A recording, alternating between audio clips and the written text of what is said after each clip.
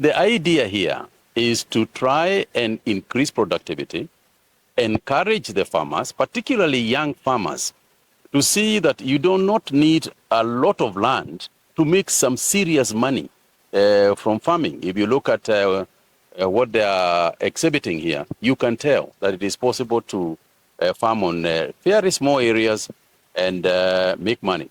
The second thing is import substitution, because we spend as a nation about $500 billion every year importing food, soy, wheat, rice, edible oils, all these things. And so you can imagine what that does to our balance of payments. You can imagine what it does to our balance of trade. And you can imagine what does that to our exchange rates. So the idea is import substitution is first to create security for yourselves.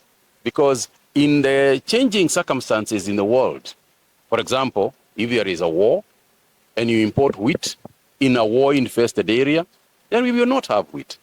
So we have to grow these crops ourselves.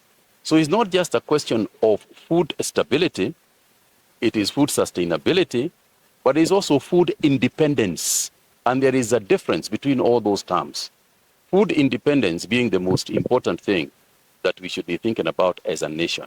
We are here today on an event we normally hold annually. We call it Kilimo Biashara Expo, where we train our farmers about our technologies and more so how they can be able to make money out of it. That is why we call it Kilimo Biashara. Currently, the country, we import a lot of edible oil. Actually, our government spend a lot of foreign exchange on importing edible oil, among other things.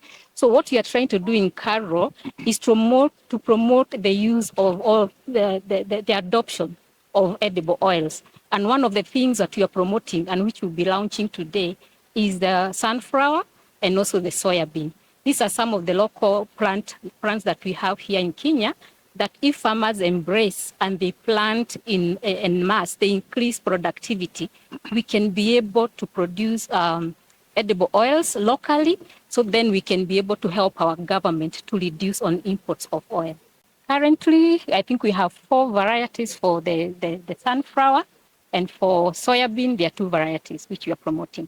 When we talk about Karo, you know Karo, mostly we do research, and you can see all around these places.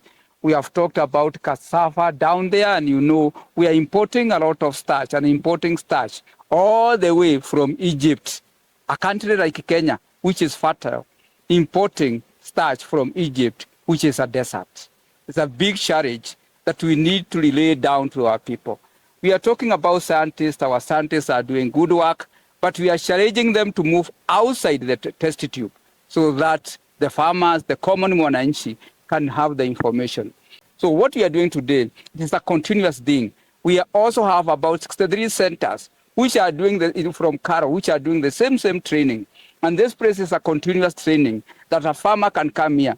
You have seen what we have here, small chambers.